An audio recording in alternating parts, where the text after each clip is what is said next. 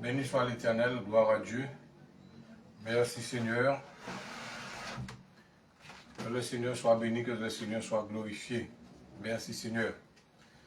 Ce soir, je vais continuer avec la grâce de Dieu, avec sur le même thème, la deuxième partie. Est-ce que Dieu bénit seulement?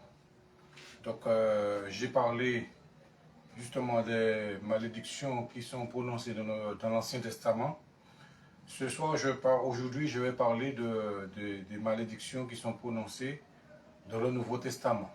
Donc, nous allons aujourd'hui parler de ce que c'est que la malédiction dans le Nouveau Testament.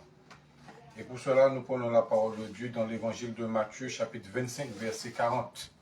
Matthieu, chapitre 25, verset 40. Évangile de Matthieu, chapitre 25, verset 40.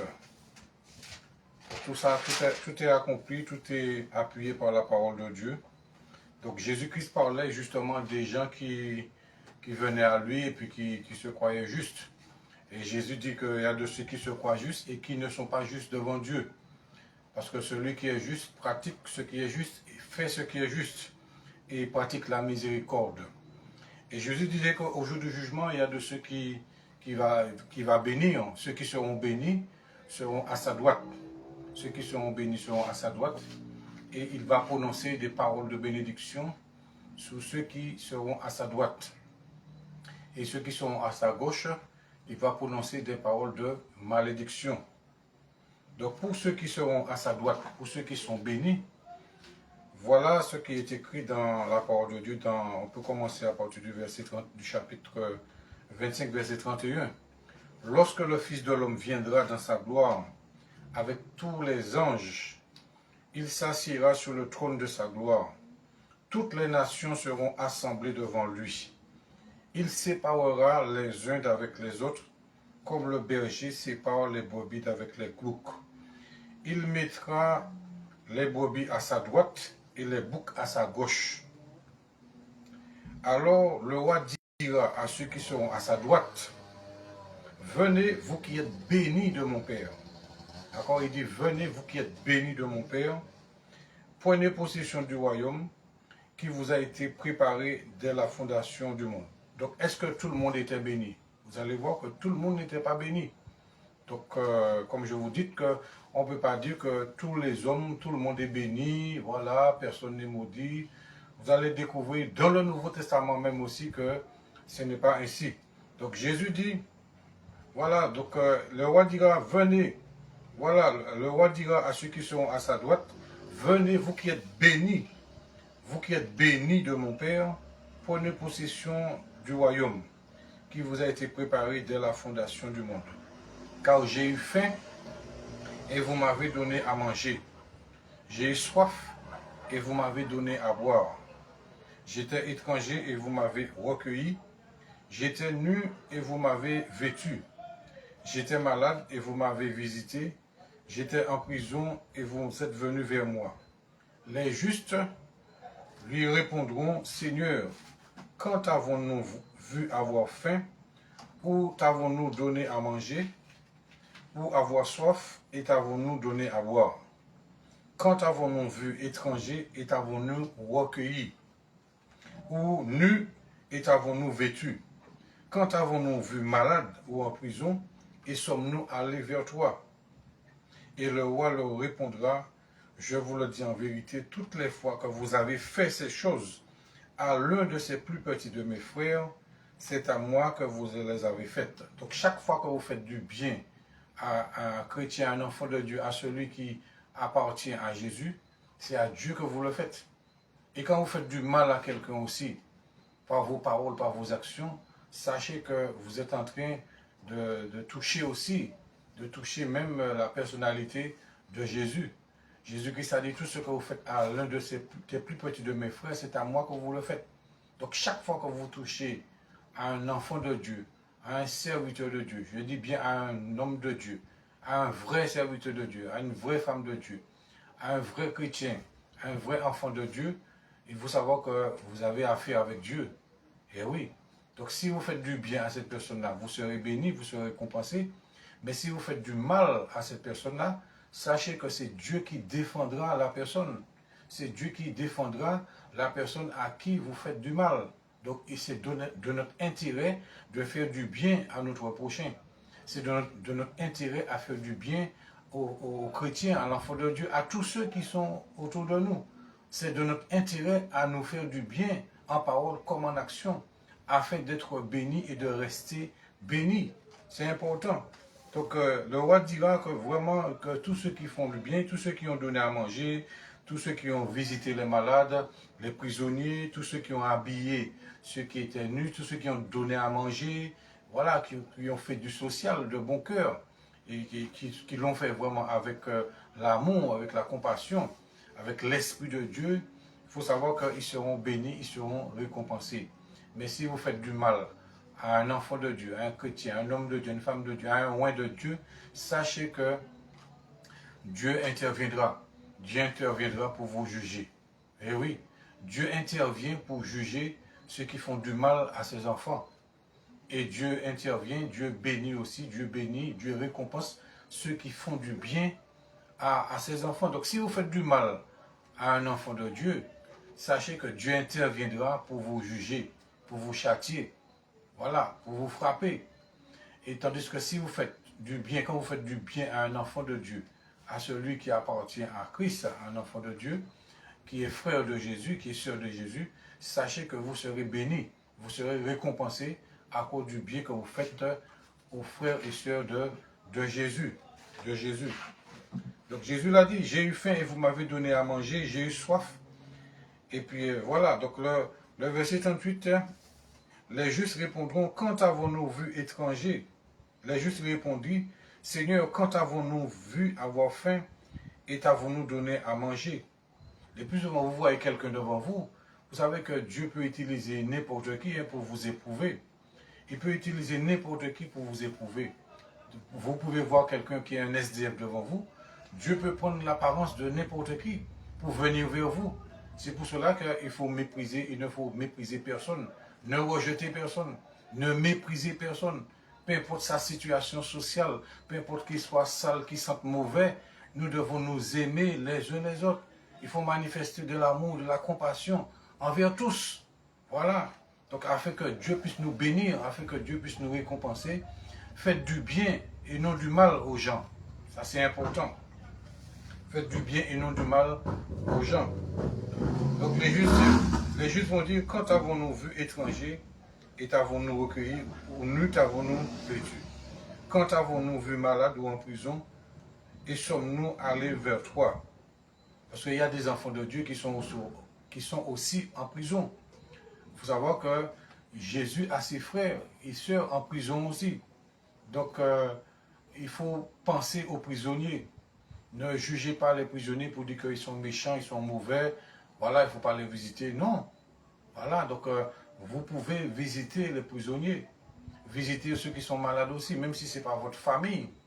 Vous n'êtes pas obligé de dire que si c'est seulement ma famille que je dois visiter. Non. Vous pouvez visiter les malades, qu'ils soient de votre famille ou pas. Nous, en tant que chrétiens, en tant qu'enfants de Dieu, nous devons vraiment visiter les malades. Dans chaque église, dans chaque réunion, dans chaque endroit où les enfants de Dieu se réunissent, il devrait y avoir des personnes, des groupes de personnes qui vont visiter les malades. Et c'est quelque chose que nous ne voyons plus dans les églises. Aujourd'hui, on veut tout faire à l'église. Les églises maintenant sont devenues des salles de spectacle. Des salles de spectacle, on fait la louange, beaucoup de louanges, beaucoup de bruit, beaucoup de choses, beaucoup de paroles. Mais que faisons-nous envers ceux qui sont malades? Où sont les gens qui vont visiter les malades? Voilà, ça disparaît de plus en plus des églises. Vous voyez, maintenant, beaucoup de pasteurs cherchent à avoir la plus grande église. On veut avoir la plus belle, la plus grande, la plus confortable église. Mais que faites-vous envers ceux qui sont malades? Que faites-vous envers les prisonniers? Il faut aller vers les prisonniers. Ils ont aussi besoin d'être sauvés. Les prisonniers ont besoin d'être sauvés. Les malades aussi ont besoin d'entendre la bonne nouvelle de l'évangile afin qu'ils reçoivent leur guérison, leur délivrance. Ne vous concentrez pas sur votre église, sur votre salle, sur votre confort, sur tout. Tout est concentré autour de vous, dans votre salle, dans votre église. Non. Il faut aller vers les âmes. Voilà, il faut sortir, aller vers les malades, aller vers les prisonniers.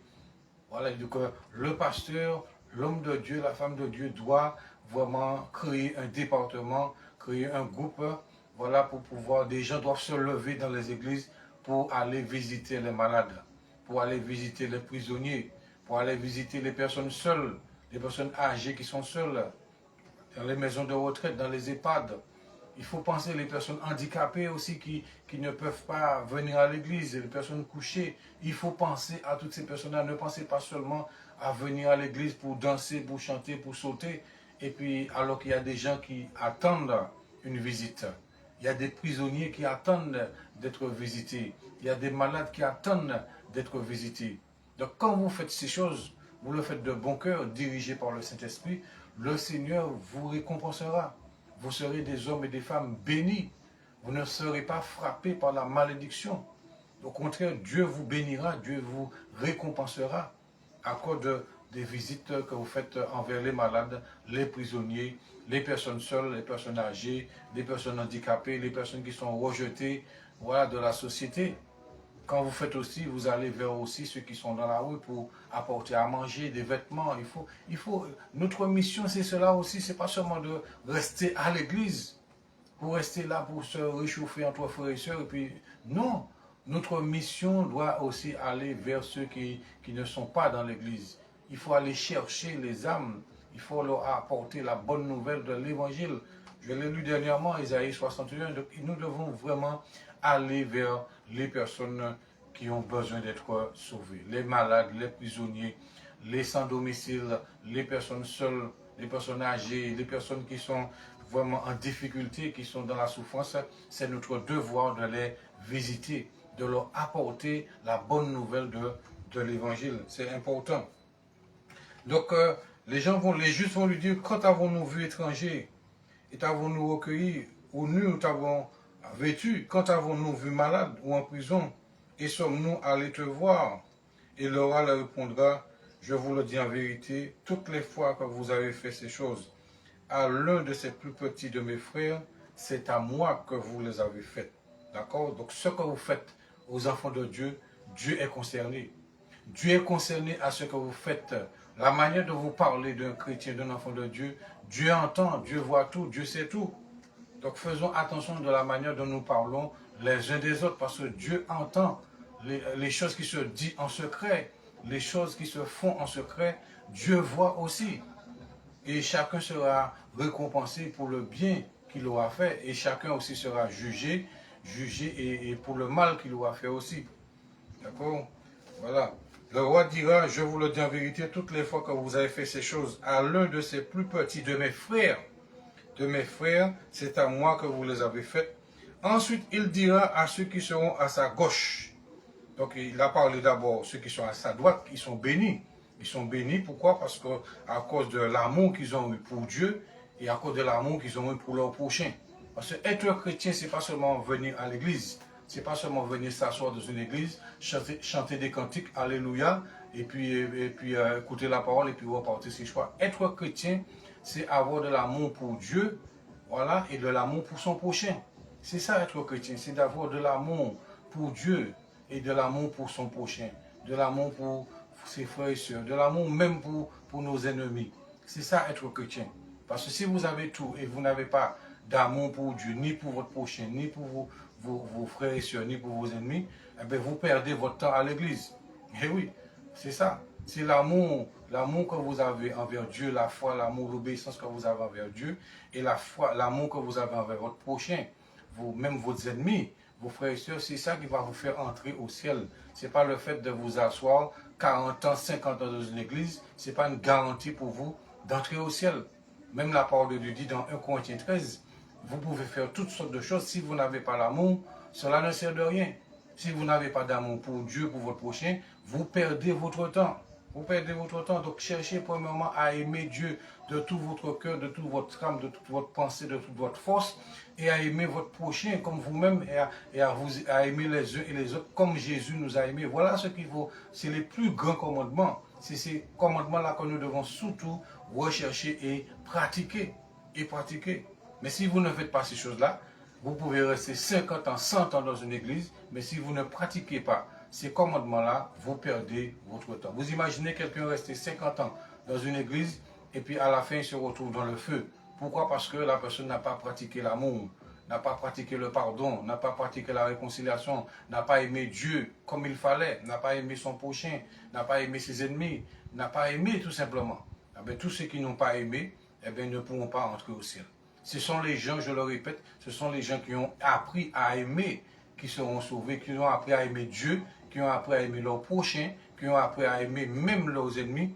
C'est ça, et puis qui ont fait du bien en parole comme en action, c'est eux qui seront accueillis dans le ciel. Mais tous ceux qui ont eu de la haine, du mépris, de la colère contre leurs frères, contre leurs sœurs, contre leurs prochains, voilà, même contre Dieu, ne pourront pas être sauvés. C'est pour cela que Dieu appelle ces gens-là des maudits. Voilà, vous pouvez, quelqu'un qui a de la haine envers son frère, est un meurtrier. Un meurtrier, ce n'est pas seulement celui qui prend une arme, un fusil, un coup de plat, un sabre, peu importe, une arme pour tuer quelqu'un. Un meurtrier, c'est devant Dieu, c'est celui qui a de la haine pour son frère, qui déteste son prochain. C'est ça un meurtrier. Ce n'est pas question de d'armes. Voilà, quelqu'un peut-être n'a pas d'arme matérielle, physique, mais dans le cœur, il y a de la haine, il y a de la colère, il y a de la méchanceté. Dieu voit ces personnes-là comme des meurtriers, comme des maudits. Donc tout le monde n'est pas béni. Il faut arrêter de croire que tout le monde est béni, que tout va bien. C'est pas vrai. D'accord? Même Dieu dit que à ceux qui sont à sa gauche, voilà, à ceux qui diront à ceux qui sont à sa gauche, retirez-vous de moi, maudit. C'est Dieu qui parle là, le roi est représenté comme Dieu. Il dit retirez-vous de moi, maudit. Donc ça veut dire que tout le monde n'est pas béni. Donc tous les hommes ne sont pas bénis. C'est ça. Même au jour du jugement, tout le monde ne sera pas béni. Tout le monde n'ira pas au ciel. Tout le monde ne sera pas sauvé. Il y aura une catégorie de personnes bénies et une catégorie de personnes maudites. Les gens qui seront dans le feu sont maudits. La malédiction de Dieu et de l'Éternel est sur eux. Ils sont frappés par la malédiction. Donc ceux qui sont au ciel ne sont pas maudits. Ceux qui sont sauvés sont bénis. Mais ceux qui ne sont pas sauvés, ils ne sont pas bénis. On ne peut pas dire que comment quelqu'un qui ne connaît pas Jésus, qui méprise l'évangile, qui rejette Jésus, peut dire que je suis béni. Ce n'est pas vrai. C'est quoi ces genres de bénédiction-là? Quelqu'un qui dit, qui méprise Jésus, qui méprise l'évangile, qui rejette, qui hait Dieu, qui déteste Dieu, qui déteste tout ce qui est de Dieu, et puis comment que cette personne-là peut dire je suis béni? Non. Il n'y a que ceux qui sont en Jésus qui sont réellement bénis. Alléluia. C'est quand tu es en Jésus-Christ, quand tu es en Christ, que tu es béni. Parce que quand tu es en Christ, tu vois, tout à l'heure je vais parler de ça. Quand tu es en Jésus-Christ, il faut savoir que Dieu t'a racheté de toute malédiction. Ça veut dire qu'il n'y a plus de malédiction dans ta vie quand tu es en Jésus.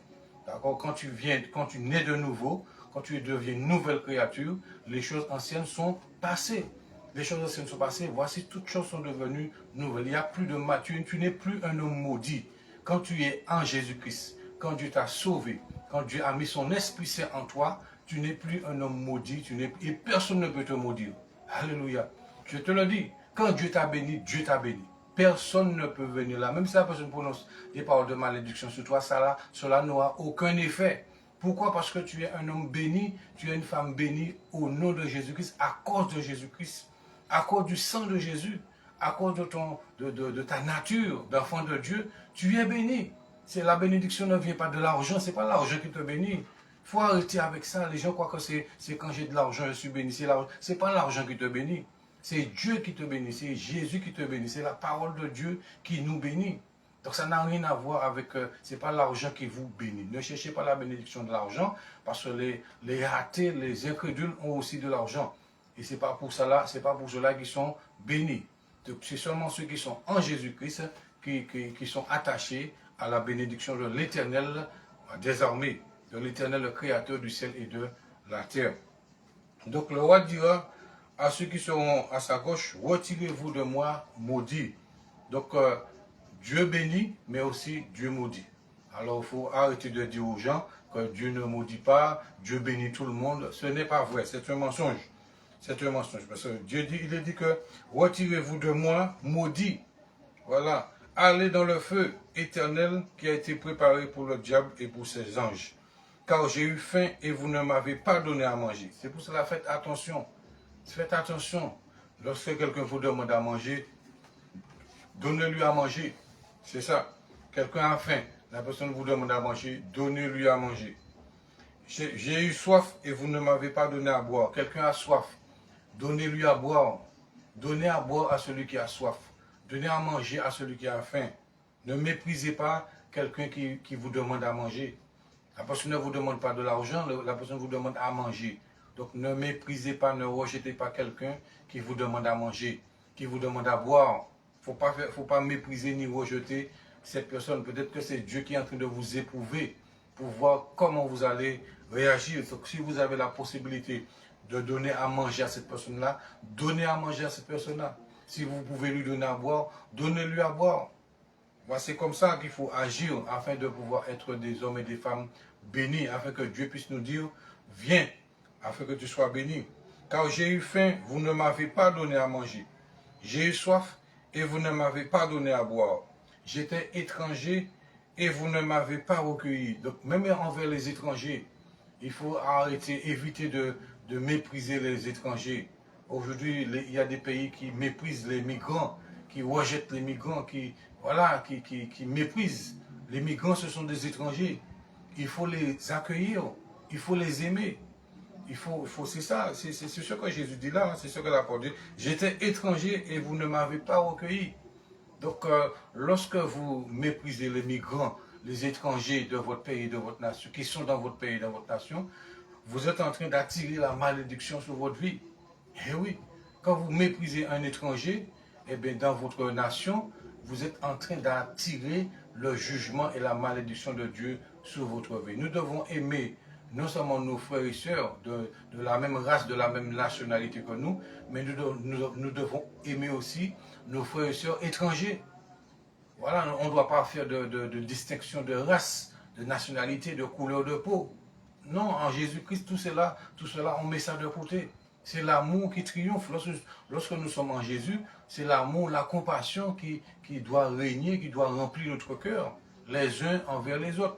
Que la personne soit étrangère ou pas, nous devons triompher. C'est l'amour de Dieu qui doit nous diriger. Et nous devons rejeter ni mépriser aucun étranger. D'accord? Donc quand vous aimez l'étranger, quand vous faites du bien à un étranger, sachez que Dieu va vous récompenser. Dieu va vous bénir pour cela. D'accord? Vous serez un homme béni, vous serez une femme bénie. Car j'ai eu faim et vous ne m'avez pas donné à manger. J'ai eu soif et vous ne m'avez pas donné à boire. J'étais étranger et vous ne m'avez pas recueilli. J'étais nu et vous ne m'avez pas vêtu. Vous imaginez, donc, si vous voyez quelqu'un nu qui passe devant vous, vous avez un vêtement dans votre voiture ou bien sur vous, couvrez la personne. C'est ça que nous sommes appelés à faire aussi. C'est pas seulement passer tout notre temps à l'église et puis on méprise tous ceux qui sont dans la souffrance dans la rue. Non, nous sommes appelés aussi à couvrir, à donner des vêtements à ceux qui n'en ont pas. D'accord, vous avez des vêtements chez vous, vos vêtements sont en train de pourrir. Là, au lieu de laisser vos vêtements pourrir, eh bien, prenez les vêtements, mettez dans un sac, et puis faites le tour de votre quartier, le tour de votre village. Et puis, les gens que vous voyez dans la rue, qui sont sales, qui sont mal habillés, les enfants même, il y a même des enfants qui sont dans la rue, dans les villages, qui sont sales, qui sont couverts de poussière, de boue. En Afrique, on voit cela beaucoup en Afrique. Et pas seulement en Afrique, même dans d'autres pays, des enfants qui sont dans la rue, qui n'ont rien à manger, qui sont sales, qui ont des vêtements déchirés. Voilà, ils n'ont même pas un coiffeur pour les... Eh bien, occupez-vous de ces personnes-là. Donnez-leur des vêtements, apportez-leur des vêtements, donnez-leur du savon, une serviette pour se laver, tout cela. Prenez soin des pauvres. C'est ça que Dieu nous demande de faire. Et quand vous faites ces choses-là, eh vous serez Dieu vous bénira. Dieu vous récompensera. Voilà, il faut prendre soin des malheureux. Prenez soin, ne cherchez pas à les juger pour dire que oui, c'est parce qu'il a fait ainsi, c'est parce que c'est ci, tant pis pour lui. Non. Voilà, nous ne sommes pas appelés à juger les gens. Jésus même a dit que je ne suis pas venu pour juger ni me condamner, je suis venu pour sauver. Donc, sauvez les gens. Sauvez les gens de la rue. Sauvez-les en les tendant la main, en leur donnant des vêtements, de la nourriture, des chaussures. Vous avez combien de paires de chaussures chez vous? Je suis sûr que vous avez, surtout les femmes, vous avez beaucoup de paires de chaussures, vous ne mettez même pas toutes les chaussures. Voilà, vous n'avez pas le temps de mettre, vous avez 10, 20, 30, 50 paires de chaussures, 100 paires de chaussures. Est-ce que vous avez le temps de mettre 100 paires de chaussures dans un mois? Donc il y a des chaussures qui sont devenues trop petites pour vos pieds, que ce soit vous soyez un homme ou une femme, eh bien ces chaussures-là, au lieu de les jeter, au lieu de les laisser là, eh bien rassemblez ces chaussures, mettez ces chaussures dans un sac, dans un carton, et puis faites le tour de votre village, de votre quartier, voilà, de votre commune, de votre région, et allez distribuer, donner. Voilà, donnez ce que vous avez, ne gardez pas les choses dans vos maisons en train de pourrir, de gâter, alors qu'il y a des gens qui en ont besoin. C'est ça l'évangile aussi. L'évangile, c'est pas seulement rester dans une église et puis dans une clim, sur une chaise confortable et puis non, c'est pas que ça. Nous devons vraiment nous occuper. Jésus a dit il faut s'occuper des pauvres, il faut s'occuper des malheureux. C'est ça aussi la mission de l'église. La mission du pasteur, c'est pas seulement de chercher à avoir une grande église confortable, climatisée, tout. Il faut s'occuper de ceux qui sont dans la rue. Il faut aller vers eux. D'accord? Et si même vous-même allez voir votre pasteur pour lui dire, voilà pasteur, que j'ai ça, faisons un groupe, créons un groupe. Il faut vous lever pour ça. Créons un groupe pour pouvoir nous occuper de ceux qui sont dans la rue, les enfants qui sont dans la rue. Occupez-vous, il y a des enfants qui sont orphelins, qui sont abusés même dehors à cause de cela. Donc occupez-vous des enfants afin que vous soyez bénis au jour du jugement. Eh bien Dieu vous mettra à sa droite. Il dira, vous êtes bénis, venez vous qui êtes bénis de mon Père. Mais si vous ne faites pas cela, si vous passez votre temps à l'église seulement, et vous ne vous occupez pas des pauvres, des malheureux, des personnes seules, des prisonniers, des malades, des orphelins, voilà, des personnes qui sont dans la rue, qui sont sales, qui n'ont pas de vêtements. Si vous ne donnez pas à manger à ceux qui ont faim, si vous ne donnez pas de l'eau à boire à ceux qui ont soif, comment Dieu pourra vous dire que vous êtes bénis? Non. Voilà, l'évangile c'est ça. Et ma mission aussi, mes projets, cela fait partie de mes projets aussi, de faire ces choses-là. Je ne vais pas seulement prêcher la parole de Dieu, ni enseigner, mais je veux aussi m'occuper, faire du social, m'occuper des personnes en difficulté. Voilà, les aider, donner à manger, donner des vêtements, prendre soin des âmes qui sont en souffrance, qui sont en difficulté. Cela fait partie de la mission de l'Église de Jésus-Christ, de l'Église que Jésus-Christ bâtit. C'est ça c'est important de faire ces choses-là, afin d'être des hommes et des femmes bénis. Donc l'évangile, c'est aussi nous occuper des malheureux qui sont autour de nous. Donc les vêtements que tu as chez toi, les chaussures, à partir de cette prédication, de cet enseignement que tu entends là, eh bien, dès ce soir, dès demain, voilà, dès cette semaine, ce week-end-là, rassemble tout ce que tu as, tout ce que tu n'utilises pas. Voilà, les chaussures que tu n'utilises pas, les vêtements que tu n'utilises pas, les pantalons, les chemises, tout, peu importe ce que tu as, rassemble cela, mets ça bien dans un sac cabas. Si c'est ça, lave et mets ça bien propre. Voilà, et puis fais, là où tu sais qu'il y a des gens qui manquent de vêtements, qui manquent de nourriture, voilà, va avec ça, qui manquent de chaussures, va avec ces choses-là et puis propose-les. Voilà, tu pries avant, si tu demandes au Seigneur de te garder, de te protéger, et puis vas-y. Si tu parles avec quelqu'un, c'est encore mieux. Voilà, parce que quand Jésus envoyait, il envoyait toujours ses disciples 2 à 2. Donc tu peux chercher quelqu'un et puis lui parler de cela. Tu dis que toi aussi, si tu as du seul, rassemble ce que tu as et puis on ira ensemble. On va faire le tour du quartier, le tour du village et on va donner des vêtements, on va donner de la nourriture, on va donner des chaussures. Dieu va te bénir. Ça c'est important, Dieu te bénira pour cela. Arrêtons de penser seulement à nous-mêmes. On va, c'est mon église, mon ceci, mon cela, mais que faisons-nous pour ceux qui sont malheureux? Donc il faut s'occuper des pauvres, il faut s'occuper des personnes en difficulté, afin que Dieu puisse nous bénir. Voilà.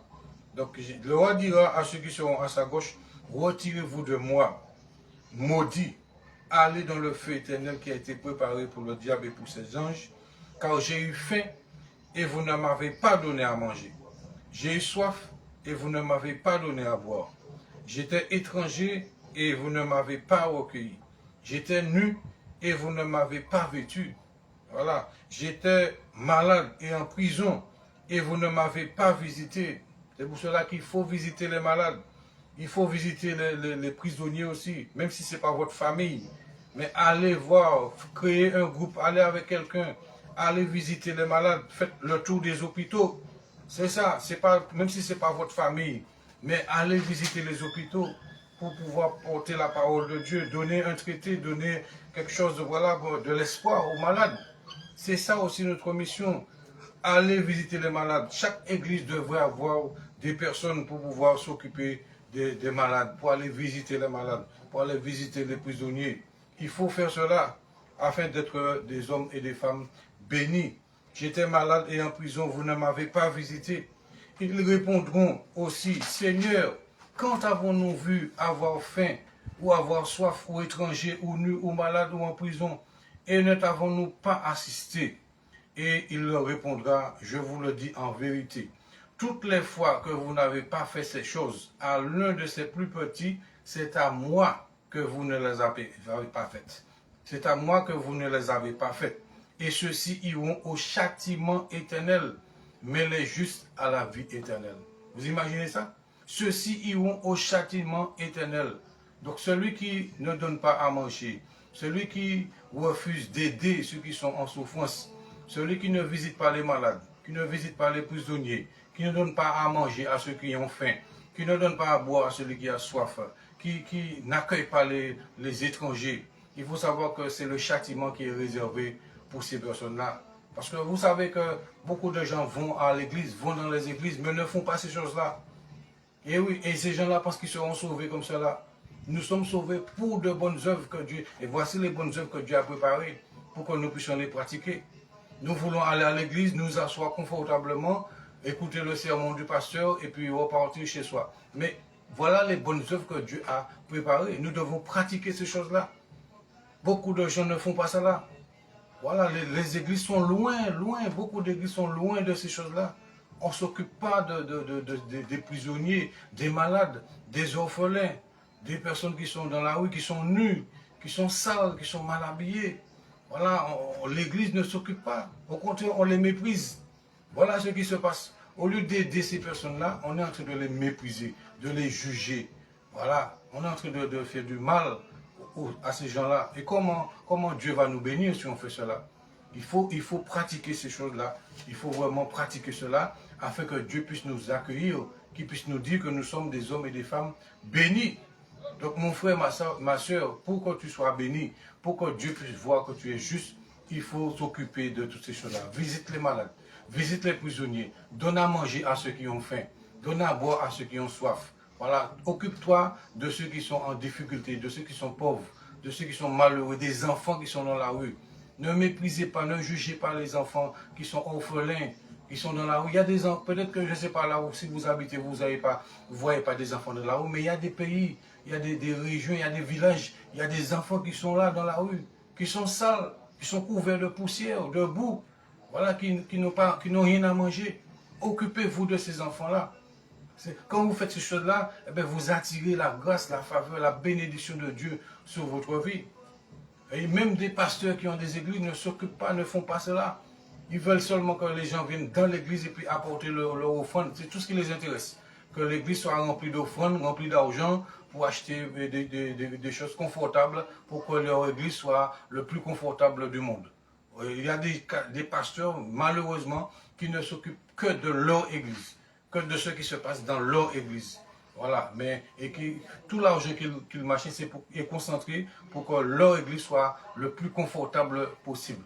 Et puis, alors qu'il y a des gens qui souffrent. Il y a des gens qui souffrent dehors. Il y a des gens qui souffrent dans la rue. Qu'est-ce que vous faites envers ces personnes-là? Et vous dites que vous êtes bénis. Non. Voilà, vous dites que vous êtes bénis. Comment on peut dire qu'on est béni et on méprise les malheureux? On méprise, on rejette les gens qui sont malheureux, qui n'ont pas à manger, qui n'ont pas de vêtements, qui sont sales, tout cela, on les méprise. Et comment on peut dire que je suis béni? Voilà comment on peut oser ouvrir sa bouche. Ah, je suis béni, j'ai mon église, j'ai ma voiture, j'ai ma maison, j'ai mon ceci, j'ai ma cela. Et puis on ne s'occupe pas, on ne fait pas ces choses-là. Voilà. La bénédiction que Dieu t'accorde, quand tu es un homme béni, eh bien c'est pour bénir ceux qui sont autour de toi. Quand la bénédiction vient de Dieu, quand Dieu te bénit, c'est pour t'amener à bénir aussi les autres avec ce que tu as. Que tu aies peu ou que tu n'aies pas, que tu es beaucoup, eh bien, le Dieu te donne un cœur pour t'occuper justement des malades, des prisonniers, des orphelins, des enfants qui sont dans la rue. Voilà, il y a des choses à faire. On ne peut pas dire que je suis béni et puis tout c'est pour moi, tout est concentré sur moi-même. On est égoïste avec ce qu'on a. Tout est concentré sur nous-mêmes. Non. Voilà, si tout est concentré sur vous-même, eh bien, vous savez que c'est pas ce genre de bénédiction-là ne vient pas de Dieu. La bénédiction de Dieu n'est pas égoïste. Voilà, vous pouvez noter, la bénédiction qui vient de Dieu n'est pas égoïste. Mais c'est une bénédiction de partage, c'est une bénédiction qui aide, qui va vers les autres. Voilà, c'est une bénédiction qui tend la main aux autres. C'est ça la bénédiction qui vient de l'Éternel. Donc si vous avez vous dites que vous êtes béni et votre main est fermée, vous refusez de donner à manger, d'habiller, même de partager les vêtements que vous avez. Voilà, au lieu de laisser les vêtements pourrir là, donnez-les. C'est ça, vous n'êtes pas obligé d'aller dans une association. Pourquoi vous êtes en train de chercher des associations pour... Non, vous avez des vêtements, allez dans la rue, allez vous repérer là où il y a des gens qui ont besoin de vêtements, et puis donnez-leur, proposez-leur. Vous avez des chaussures, vous avez des vêtements, vous avez des choses que vous n'utilisez pas. Donnez tout simplement. Pourquoi vous voulez passer par une association, tout cela? Non, faites-le. Faites-le vous-même. Il y a même une émission qui dit faites-le vous-même. On veut faire beaucoup de choses soi-même, mais ça aussi, faites-le vous-même. Vous n'êtes pas obligé, obligatoirement, de passer par une association. Dieu ne vous demande pas de passer obligatoirement par une association pour faire du bien à quelqu'un. Vous êtes obligé de passer par une association pour visiter un malade, pour visiter un prisonnier, tout cela. Non, vous demandez. Et alors, pour les prisonniers, je sais que vous pouvez demander une autorisation. Mais pour les malades, vous allez dans les hôpitaux, vous saluez les gens. Bonjour madame, bonjour monsieur, je vous laisse un petit Nouveau Testament, je vous laisse un petit, voilà, un petit flyer d'évangélisation. Si la personne accepte, gloire à Dieu. Si elle ne veut pas, vous passez à quelqu'un d'autre. Mais vous n'êtes pas forcément obligé à chaque fois de passer par quelqu'un pour faire quelque chose. Il y a des choses que vous pouvez faire vous-même. N'attendez pas sur les autres pour faire quelque chose. Quand il s'agit de faire du bien à quelqu'un, faites-le. Voilà pourquoi vous dépendez de quelqu'un pour faire du bien à quelqu'un. Non. Voilà, vous avez des vêtements que vous n'utilisez plus, vous avez des chaussures, vous avez des choses que vous n'utilisez plus. Au lieu de laisser des choses s'abîmer chez vous, donnez-les. Donnez-les à ceux qui en ont besoin. Parce que Dieu vous ouvre les yeux, Dieu vous montre. Vous allez dans votre quartier, vous allez dans votre village, vous allez voir les gens qui sont là, qui sont en difficulté. Je suis allé en Afrique, là. Je l'ai déjà dit pour ceux qui me connaissent. Je suis allé en Afrique, dans les villages, dans plusieurs villages en Afrique. J'ai vu des enfants vraiment sales, des enfants dans la rue. Voilà, pieds nus, qui marchaient pieds nus, qui avaient seulement un short sur eux, qui avaient les cheveux sales, tout leur corps était couvert de boue, de poussière. J'ai vu cela de mes yeux.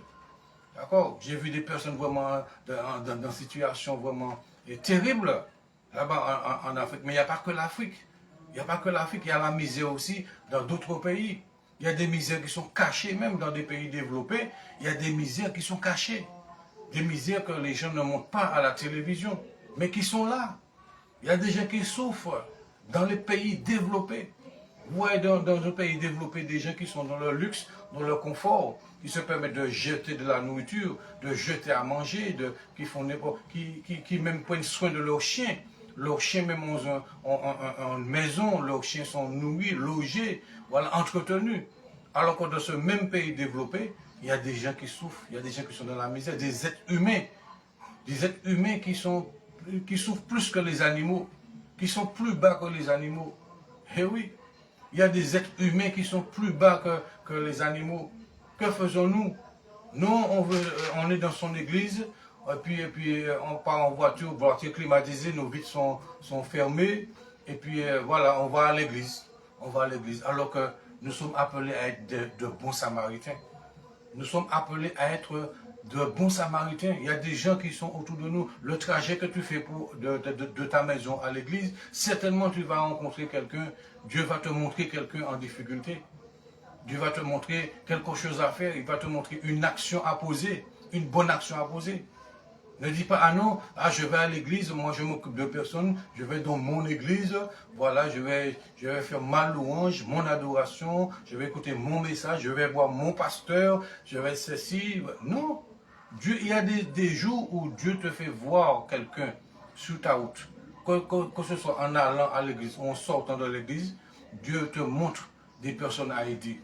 Et oui, Dieu fait des personnes venir vers toi. Et c'est Dieu qui utilise ces personnes-là pour t'éprouver, pour voir quel amour que tu as pour lui et pour ton prochain. Donc faisons attention, ne méprisons pas les gens. Dieu, il y a des bonnes œuvres que Dieu a préparées pour que nous puissions les pratiquer.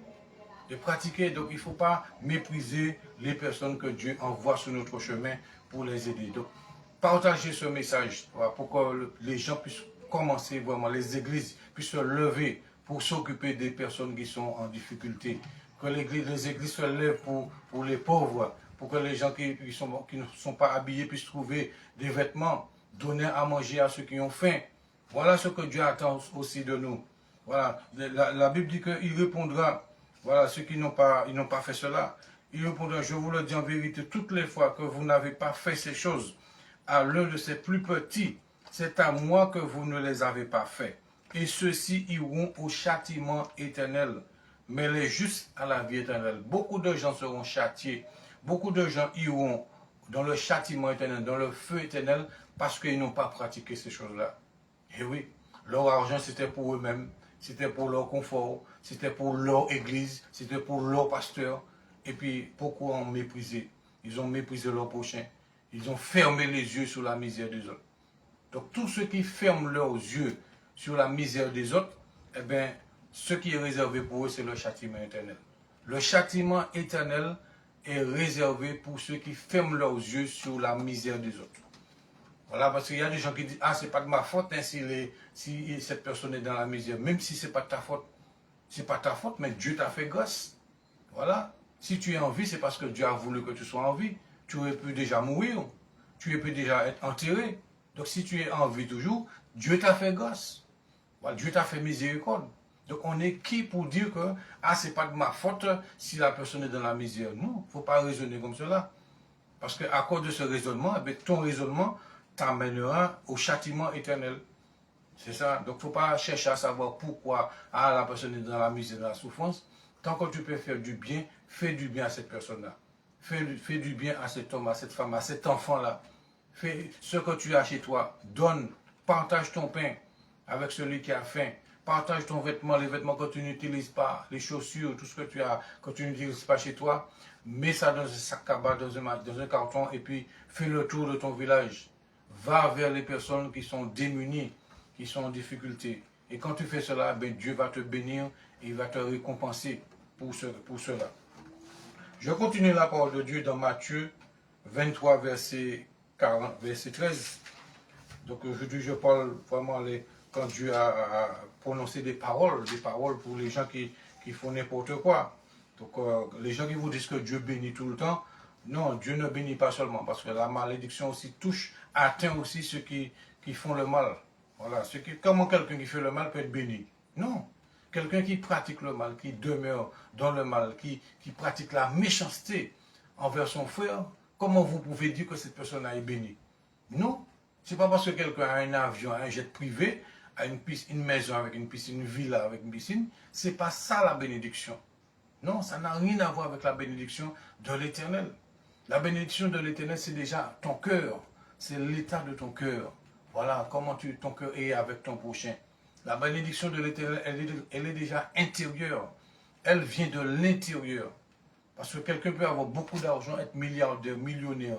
Tout cela ne veut pas dire que cette personne-là est bénie. Dieu ne voit pas la bénédiction comme l'homme voit la bénédiction. L'homme voit la bénédiction uniquement matérielle. Voilà, quand quelqu'un a beaucoup d'argent, beaucoup de maisons, beaucoup de biens, tout cela, l'homme croit que on dit que cette personne est bénie. Ce n'est pas vrai. Et si tu n'as pas maison avec piscine, ne te sous-estime pas. Ne dis jamais que tu n'es pas béni. Parce que quand tu fais ça, tu insultes Dieu.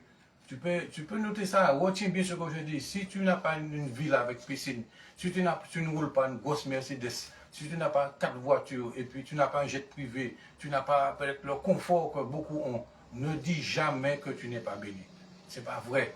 Ça, c'est un piège, une ruse du diable. D'accord? En Jésus-Christ, tu es un homme béni. Quand tu as la vie éternelle, tu es un homme béni. Alléluia. La vie éternelle, qu'est-ce qui est plus grand sur la terre que la vie éternelle? Tout ce qui est sur la terre, ça va passer. Même Jésus a dit que le ciel et la terre passeront, mais ma parole ne passera pas. Donc toutes les choses qui sont sur la terre, c'est pour un temps. Mais quand vous avez la vie éternelle, c'est une richesse formidable. Là, vous êtes béni. Voilà, c'est ça. Quand tu as l'amour de Dieu en toi, tu as le Saint-Esprit, alléluia, le Saint-Esprit en toi, tu es béni. Voilà, tu as le Saint-Esprit en toi, tu as la vie éternelle. Ton nom est inscrit dans le livre de vie. Quoi de plus grand que ça? Est-ce qu'il y a quelque chose de plus grand que ça? Est-ce que des millions, des milliards vaut ça? Non. Les millions, ça va rester sur la terre. Alléluia. Mais les millionnaires ne montent pas au ciel, ne montent pas, ne partent pas avec, que ce soit la religion, ils n'y vont pas avec les millions, ils n'y vont pas avec les milliards. Mais quand vous avez la vie éternelle, cela va vous sauver. C'est ce qui va vous faire entrer au ciel. La vie éternelle, le Saint-Esprit, le pardon de vos péchés. Et votre nom est inscrit dans le livre de vie. C'est ça la vraie bénédiction. Voilà. Et quand vous avez cela, vous êtes un homme béni, vous êtes une femme bénie. Que vous ayez de l'argent, beaucoup d'argent, que vous n'ayez pas beaucoup d'argent, ce n'est pas ça le plus important. Le plus important, la bénédiction qui est essentielle, qui est puissante, qui est éternelle, c'est la vie éternelle. C'est d'avoir son nom inscrit dans le livre de vie. C'est d'avoir une place dans le royaume de Dieu. Alléluia. C'est ça. C'est d'avoir nos péchés pardonnés. C'est ça. C'est d'avoir le Saint-Esprit avec nous, en nous. C'est ça la vraie bénédiction. La vraie bénédiction. Mais quand vous avez ces choses, il faut faire connaître aux autres l'amour de Dieu. Il faut partager, il ne faut pas mépriser, il ne faut pas fermer les yeux sur la misère des autres. Il ne faut pas faire ça. D'accord? Il ne faut pas fermer les yeux sur la misère. Donnez ce que vous avez à la maison. Vous avez du pain, vous savez qu'il y a une difficulté pour une famille qui est en souffrance, donnez-lui un pain. Vous avez une famille nombreuse, une mère, une maman qui a beaucoup d'enfants, elle n'a pas beaucoup de moyens, eh bien, faites une petite provision pour elle. C'est ça l'amour. Mais oui, il ne faut pas dire que c'est pas ma famille, c'est pas quelqu'un de l'église. Non, il faut arrêter avec cette histoire de dénomination, d'étiquette religieuse. Non, voilà, quand Dieu te mettra à cœur d'aider quelqu'un, peu importe la personne est dans l'église ou pas d'église, Dieu te met toujours à cœur d'aider quelqu'un. Tu peux faire une petite commission, voilà, tu fais une petite provision, un petit sachet de course pour une famille. Voilà, ça c'est des pierres précieuses, ça c'est des récompenses que Dieu te donnera, Dieu t'accordera. C'est des perles que tu mets à ta couronne quand tu fais ces choses-là. D'accord? Donc, désormais, ne soyons plus égoïstes. Ne soyons plus des hommes et des femmes égoïstes. Ne pensons pas seulement à nous-mêmes, mais pensons aussi à ceux qui sont autour de nous. Et lorsque vous pensez que vous agissez, vous posez des actes pour pouvoir aider les gens, ceux qui sont en difficulté, Dieu se souviendra. Dieu se souviendra de vous. Quand vous-même vous serez en difficulté, Dieu même interviendra. Il interviendra. Voilà, le jour où vous serez en difficulté financière, matérielle, peu importe, eh bien, Dieu se souviendra des actes que vous avez posés. Voilà, tout est noté. Tout ce que vous faites est noté. Et Dieu retient cela. C'est pour cela que ne vous méprisez pas. Ne croyez pas que vous êtes les gens qui vont vous dire que si tu n'as pas de voiture, tu n'es pas béni. Ce n'est pas vrai. Il y a des personnes qui osent vous dire que, ah, mon frère, ma soeur, si tu n'as pas de voiture, tu n'es pas béni. Si tu n'as pas une maison, tu n'es pas béni. Si tu n'es pas propriétaire, voilà, tu n'es pas béni. Si tu es seulement locataire, tu n'es pas béni. Ce n'est pas vrai. À partir du moment que j'ai la vie éternelle, j'ai Jésus, je suis béni. Qu'est-ce qui est plus grand que Jésus? Eh oui. Si j'ai Jésus dans ma vie, eh bien, je suis un homme béni. Cela ne dépend pas de mon compte bancaire ou de ma situation financière, peu importe. J'ai Jésus, voilà. Et quand j'ai Jésus, j'ai tout ce que Jésus a aussi. La Bible nous dit que Dieu nous sommes bénis de toutes sortes de bénédictions spirituelles dans les lieux célestes. Nous, enfants de Dieu, chrétiens, nous sommes bénis de toutes sortes de bénédictions spirituelles dans les lieux célestes. Donc, il ne faut pas oublier ça. Donc, ne laissez personne venir vous dire des choses pour vous sous-estimer, pour vous faire douter de ce que vous avez. D'accord? En Jésus-Christ, nous sommes bénis. Voilà. Quelqu'un vient me dire, ah oui, tu n'as pas ceci, tu n'as pas cela. Non, en Jésus, je suis béni. Je suis un homme béni. Il faut confesser cela, déclarer cela. Je suis un homme béni. Je suis une femme bénie au nom de Jésus-Christ de Nazareth.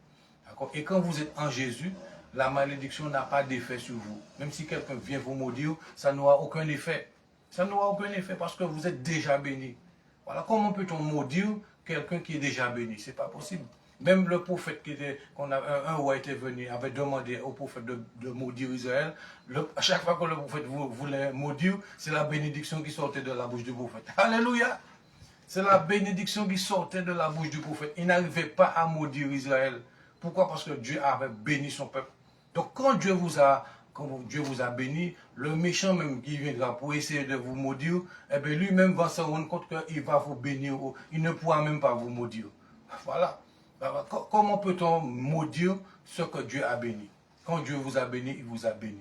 Mais je vous dis que Dieu ne bénit pas seulement. Si on est dans la désobéissance, dans la rébellion, dans l'incrédulité, eh c'est la malédiction aussi qui vient. On lit cela dans Matthieu 23, verset 13. Qu'est-ce qu'il est écrit? C'est Jésus qui parle. Jésus parle, il dit, malheur à vous, scribes et pharisiens, hypocrites, parce que vous fermez aux hommes le royaume des cieux, et vous n'y entrez pas vous-même, et vous ne laissez pas entrer ceux qui en veulent. Donc Jésus même prononçait des paroles sur les hypocrites. D'accord? Les pharisiens, les hypocrites, les scribes. Jésus disait ça aussi. Dans Luc 6 aussi, verset 24. Donc Jésus aussi a prononcé des paroles de malédiction sur les scribes, les pharisiens, les gens qui se croyaient justes alors qu'ils n'obéissaient pas au commandement de Dieu. Donc Luc 6, verset 24, il est écrit aussi, mais malheur à vous riches, parce que vous avez votre consolation. Malheur à vous qui êtes rassasiés, car vous aurez faim. Malheur à vous qui riez maintenant, car vous serez dans le deuil et dans les larmes.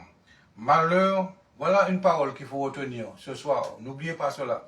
Malheur lorsque tous les hommes diront du bien de vous. Voilà, les gens qui cherchent, vous cherchez que tout le monde dise du bien de vous. Jésus dit malheur. Malheur à vous lorsque tous les hommes diront du bien de vous, car c'est ainsi qu'agissaient les pères à l'égard des faux prophètes.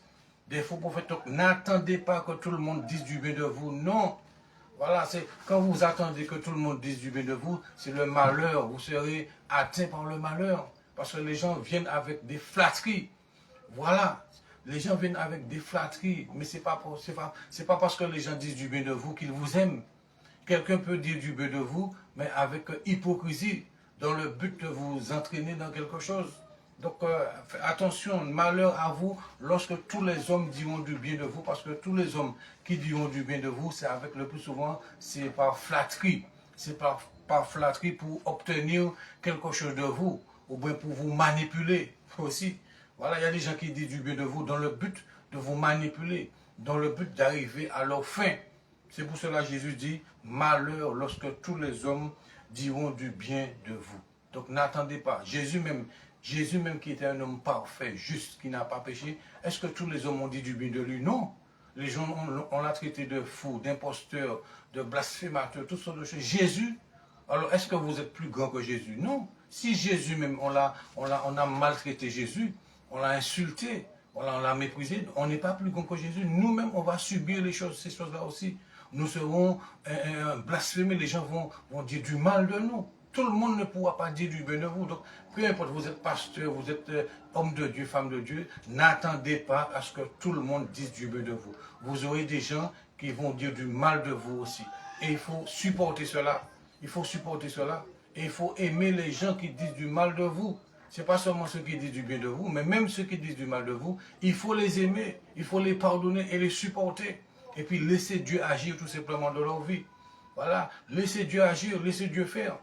Mais n'attendez pas à ce que tous les hommes disent du bien de vous. Jésus dit malheur.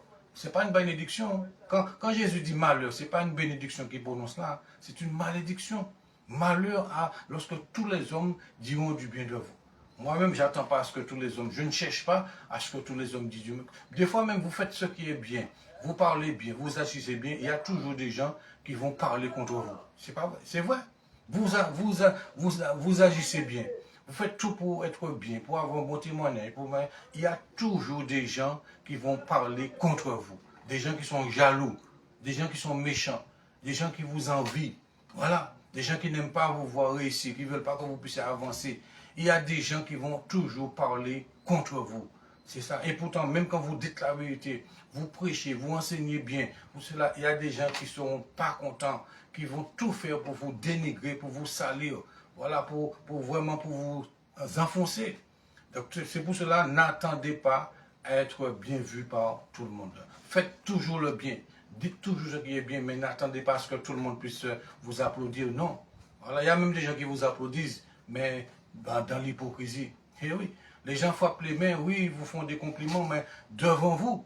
Vous allez voir que des gens vont vous faire des compliments devant vous. Ils vont vous dire, oui, tu as bien parlé, tu as bien fait ceci, tu as bien fait cela, tu as bien... Mais derrière votre dos, c'est ça. Devant vous, les gens disent du bien de vous, mais derrière votre dos, ils ne disent pas du bien de vous. Les mêmes personnes qui disent du bien de vous devant vous, eh bien, ces mêmes personnes-là disent du mal de vous derrière votre dos. Voilà. Et c'est une réalité. C'est une réalité, ce n'est pas seulement dans les familles, dans les églises aussi. Dans les églises, même toi, tu es pasteur, tu es prophète, peu importe ton ministère, peu importe ton service, il y a des gens devant toi, lorsqu'ils sont en face, ils vont te dire, c'est bien mon frère, c'est bien ma soeur, tout cela, mais derrière votre dos. Vous savez que les hypocrites, c'est des gens qui ont deux paroles. Ils vous disent une parole devant vous, et puis ils disent le contraire de ce qu'ils vous ont dit en face. C'est ça, on appelle ça des hypocrites. Voilà, des hypocrites. Mais quelqu'un qui est vrai, quelqu'un qui est sincère, la parole qu'il dit devant vous, il va dire la même parole aussi derrière votre dos. C'est ça quelqu'un de vrai.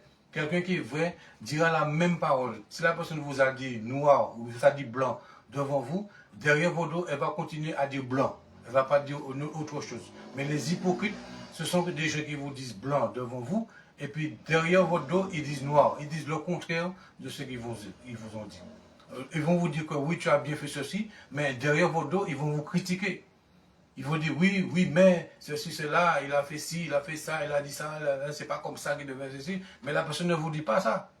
Il va dire oui, c'est bien.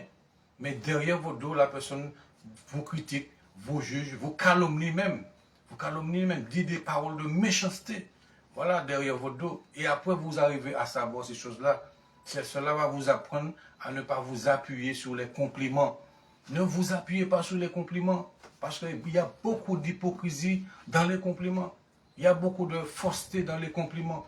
Ne vous appuyez pas sur ces choses-là. Ne vous confiez pas dans les compliments des gens. D'accord? Jésus même a dit, malheur à lorsque tous les hommes diront du bien de vous. Car c'est ainsi qu'agissaient les pères à l'égard des faux prophètes. D'accord? Les faux prophètes, ils aimaient vraiment dire du bien, voilà, ils aimaient dire du bien des hommes de Dieu, tout cela, mais par flatterie, mais derrière le dos, ils disaient autre chose. 1 Corinthiens 9, verset 16, qu'est-ce qu'il est parlé aussi au sujet de malédiction?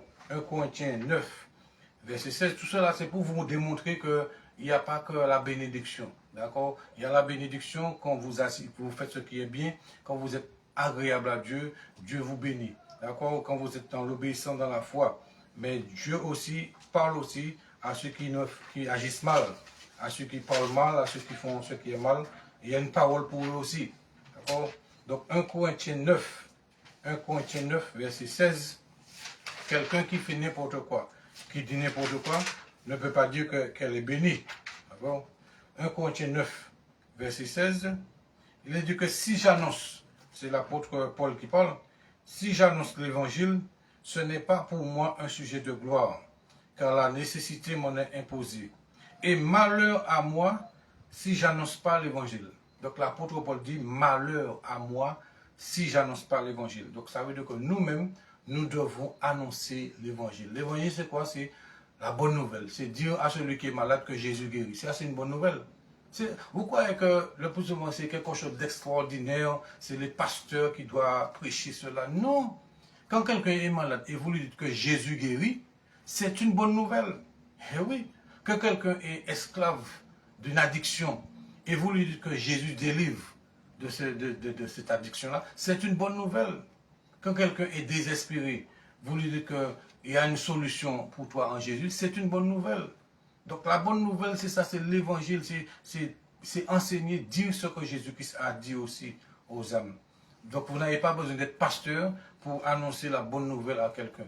C'est pour cela, en tant que chrétien, enfant de Dieu, ne fermez pas votre bouche. Il faut témoigner, dire ce que Jésus a fait pour vous. Il faut annoncer la bonne nouvelle à ceux qui sont autour de vous. Les gens qui sont dans la rue, les SDF, tout cela, dites-leur que Jésus peut te sortir de la rue. Si tu viens à Jésus, tu donnes ta vie à Jésus, Jésus va te sortir de la rue. Jésus va te sortir de prison. Si tu donnes ta vie à Jésus, il va raccourcir ta peine. Jésus a le pouvoir de te transformer. Ça, c'est de bonnes nouvelles. Au lieu de passer notre temps à parler mal de... Aujourd'hui, c'est ce qui est à la mode. Les églises parlent mal des autres églises, n'est-ce pas? C'est ce qui est à la mode. Au lieu que les gens se concentrent sur l'évangélisation, que les gens se concentrent pour sauver des âmes, que les pasteurs se mettent ensemble pour faire l'évangélisation, les pasteurs se calomnient, se parlent mal entre eux. Celui-là a fait ci, on expose les autres pasteurs, on expose les autres églises. Voilà ce qui se passe aujourd'hui. On est en train de... C'est le scandale. C'est ce qui est à la mode. Alors qu'on est en train de perdre la vision. On est en train de perdre la vision. Alors que Jésus nous appelle à nous mettre ensemble pour sauver les âmes. À évangéliser pour que les âmes soient sauvées. On est en train de se parler mal des uns des autres, à juger cette église-là, à juger ce pasteur-là. Celui-là a dit de ne pas aller là, c'est un faux, c'est ceci. Non, on est en train de perdre notre temps et les âmes sont en train de se perdre. Et oui, au lieu d'annoncer l'évangile, au lieu d'annoncer la bonne nouvelle, on est entré dans les querelles d'église, querelles de pasteurs, querelles de membres, querelles de ceci. Non, c'est pas ce que Dieu nous dit. L'apôtre Paul disait, malheur à moi si j'annonce pas l'évangile. Donc nous devons annoncer l'évangile. Ce que je fais là, je suis en train d'annoncer l'évangile. Je suis en train d'annoncer vraiment une bonne nouvelle. Je suis en train d'enseigner, de dire ce qui est dans la parole de Dieu, afin que les âmes soient éclairées, que les gens puissent sortir vraiment des mensonges qui sont prononcés, qui sont enseignés dans les églises. C'est ça, parce que la lumière est là pour, la parole est là pour nous éclairer. La parole de Dieu, c'est une lampe qui est là à nos pieds. C'est une lumière. Donc c'est pour cela que je parle, j'enseigne, je prêche pour que le peuple de Dieu soit éclairé, que nous puissions sortir justement du mensonge, de beaucoup de mensonges qui nous ont été enseignés depuis beaucoup d'années. On fait quoi que Dieu bénit seulement, et puis on peut faire ce qu'on veut, vivre comme on veut, et puis on sera toujours béni. C'est pas vrai, c'est un mensonge. D'accord? Il y a des conditions. Et l'apôtre Paul dit, malheur à moi si je n'annonce pas l'évangile. Donc nous devons annoncer l'évangile. Tu n'as pas besoin d'être évangéliste, pasteur, prophète, docteur ou apôtre pour annoncer l'évangile. Je te dis, l'évangile c'est une bonne nouvelle. C'est dire simplement à celui qui est malade que Jésus peut te guérir, que Jésus veut te guérir. C'est ça une bonne nouvelle. Celui qui sait pas qu'est-ce qu'il faut faire, dis-lui qu'il y a de l'espoir en Jésus. En deux mots, tu peux annoncer l'évangile. D'accord? Tu n'as pas besoin d'être prédicateur, tu n'as pas besoin de faire l'école théologie pour annoncer la bonne nouvelle, pour annoncer l'évangile. D'accord? Il faut que les églises arrêtent cela de dire aux gens que pour annoncer 2 mots à quelqu'un, il faut faire l'école théologie, il faut faire l'école pastorale, il faut ceci, il faut cela. Ce n'est pas vrai. Voilà, ce n'est pas vrai. Si tu as l'Esprit de Dieu en toi, tu as la parole de Dieu dans ton cœur, tu as la Bible avec toi, eh bien, tu dis 2 mots à quelqu'un. Ces 2 mots-là peuvent sauver la personne. Alléluia. 2 mots. Jésus même disait, va et sois guéri. Jésus ne parlait pas beaucoup quand il faisait ses miracles et ses guérisons. Va, ta foi t'a sauvé. Voilà, quelques mots. 2 ou 3 mots et le miracle se fait. Donc nous aussi, voilà, dites à la personne que crois en Jésus et tu seras sauvé. Crois en Jésus, tu seras guéri. Crois en Jésus, tu seras délivré. En 2 mots, 4 paroles. C'est ça. Mais tu n'as pas besoin d'être pasteur, prédicateur, faire l'école théologie, pastorale, avoir un diplôme pour pouvoir annoncer l'évangile. Donc l'apôtre disait, malheur à moi si j'annonce pas l'évangile. Donc annonçons l'évangile autour de nous. Annoncez l'évangile. Dites la bonne nouvelle. Jude 1, verset 11. Tout cela aussi, c'est pour appuyer ce que je dis. Jude 1. Jude, c'est avant l'Apocalypse. Jude 1, verset 11. Il est écrit, malheur à eux, car ils ont suivi la voie de Caïn. Ils se sont jetés pour un salaire dans l'égarement de Balaam. Ils se sont perdus par la révolte de Corée. Donc Dieu parle, le Seigneur parle à travers son serviteur, des hommes qui sont charnels, des gens qui prêchent, qui font des choses pour l'argent. Et oui, des gens qui demandent même de l'argent pour la prière. Ça aussi, faites attention à ça. On vous demande de l'argent pour une prière. Il faut payer avant la prière. Mais c'est quoi ça? Il faut payer pour la guérison, payer pour le miracle. Tout se paye aujourd'hui. Alors que Jésus-Christ a dit, vous avez reçu gratuitement, donné gratuitement. Le don du Saint-Esprit, est-ce que vous avez payé pour recevoir le don du Saint-Esprit? Non. Est-ce que vous avez payé pour recevoir le don d'opérer des miracles? Quel que soit le don que le Saint-Esprit accorde, il le donne gratuitement. Le Saint-Esprit distribue les dons gratuitement. Donc pourquoi nous, on veut faire payer aux gens lorsque nous exerçons les dons spirituels? Pourquoi il faut faire payer aux gens qui sont guéris? Voilà, non, cela n'est pas de Dieu. Et Dieu dit que malheur à eux, malheur à tous ceux qui font payer les prières, des prières payantes, des guérisons payantes, des miracles payantes. Dieu dit dans sa parole, malheur à eux. Donc, alors, allez me dire que Dieu bénit seulement, ce n'est pas vrai. Malheur à eux, ça, c'est pas une bénédiction qu'il a. Donc, tous ceux qui font cela, la malédiction arrive sur eux. Ils seront frappés par la malédiction. Tous ceux qui demandent l'argent pour la prière, tous, même pour pouvoir bénir quelqu'un, faire une prière pour quelqu'un, il faut payer. Tout se paye. Non, nous-mêmes, on a la liberté. En tant qu'enfant de Dieu, nous donnons nos offrandes. Le Seigneur te dit que chacun donne comme il a résolu dans son cœur, sans tristesse ni contrainte, car Dieu aime celui qui donne avec joie. Vous pouvez lire ça dans 1 Corinthiens, chapitre 9, verset 6. Donc c'est important de pouvoir donner librement. Voilà, lorsque nous sommes dans la grâce, Dieu te donne la liberté de donner selon ton cœur. Voilà comme ça que nous devons faire dans toutes les églises qui se disent de Christ. Le pasteur ne doit pas vous imposer quoi que ce soit. L'homme de Dieu n'a pas à vous imposer. Nous avons la liberté de donner ce comme on a résolu dans son cœur. C'est ça la grâce de Dieu. C'est ça la nouvelle alliance. C'est pour cela qu'il ne faut pas faire les gens payer les prières. Si un pasteur vous dit non, il faut me payer avant la prière, refusez cela. Refusez cela, vous pouvez faire un don librement, mais le pasteur n'a pas à vous dire qu'il faut me payer pour que je puisse prier pour vous. À ce moment-là, qu'est-ce que la parole de Dieu dit? Malheur à eux. C'est pour cela qu'aujourd'hui, beaucoup de pasteurs se vantent d'avoir de grandes églises, tout cela, mais ceux qui pratiquent ces choses-là ne seront pas sauvés, ils ne vont pas entrer au ciel. Tous ceux qui prêchent, tout ce qu'ils font, c'est pour de l'argent. Ils ne font pas pour Christ, ils ne font pas pour la gloire de Dieu, mais ils font pour de l'argent. Ils ne servent pas Dieu, mais ils servent Mammon. Tous ceux qui exercent leur ministère pour de l'argent ne servent pas Dieu. Ils servent Mammon et Jésus dit que vous ne pouvez servir Dieu et Mammon. Donc, on n'est pas au service de l'argent, on est au service de Jésus. Et quand tu es au service de Jésus, tu ne demandes pas l'argent pour la prière. Tu ne demandes pas l'argent pour la prédication. Même si on t'invite à prêcher quelque part, tu n'as pas à dire, bon, ça va faire 500 €. Non, mon frère. Non, ma soeur. Homme de Dieu, non. Femme de Dieu, non. Le Seigneur pourvoira. Dieu va te bénir comme il veut. Tu n'as pas à réclamer déjà de l'argent pour dire que ça va faire 1000 € pour 20 minutes de prédication. Aujourd'hui, l'église est devenue comme un commerce. On est comme si c'est un business qui est là. Pour prêcher, il faut me donner tant d'argent. Sinon, je ne viens pas. Non, c'est pas bon. Pour prêcher, il faut qu'il y ait au moins 1000 personnes devant moi. S'il y a 10 personnes, je ne viens pas. Ça, c'est du business.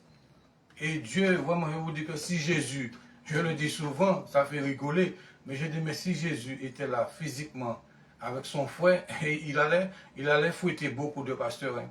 Il allait fouetter beaucoup de pasteurs sur cette terre-là. Parce que les gens font n'importe quoi dans les églises. Les gens ont pris pour les églises pour un commerce.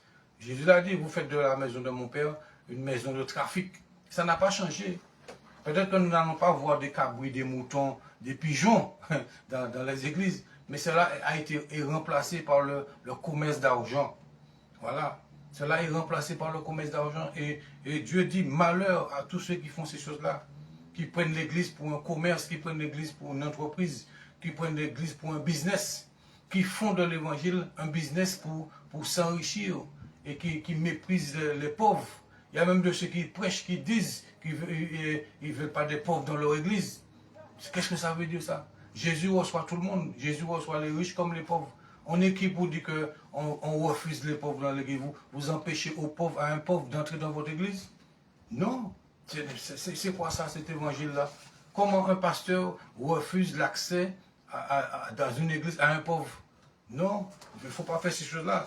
Jésus dit malheur à tous ceux qui agissent ainsi. Alors vous voulez avoir une église de riches, ça veut dire que si la personne n'a pas de voiture, si la personne n'a pas de travail, vous ne l'acceptez pas dans votre église. Qu'est-ce que ça veut dire ça?